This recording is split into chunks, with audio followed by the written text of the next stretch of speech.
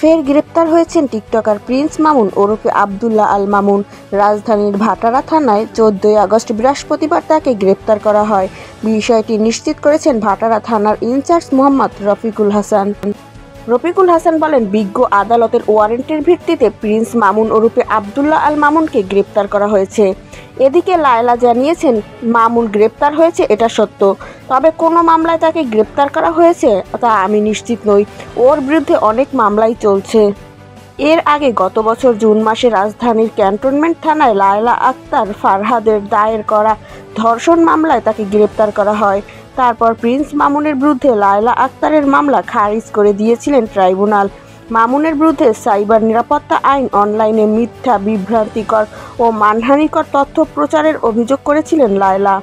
13 জুলাই ঢাকায় সাইবার ট্রাইব্যুনালের বিচারক নূরে আলমের আদালতে এ আদেশ ঘোষণা করা হয়। সংবাদ মাধ্যমে এ তথ্য নিশ্চিত করেন সংশ্লিষ্ট ট্রাইব্যুনালের বেঞ্চ সহকারী জুয়েল মিয়া।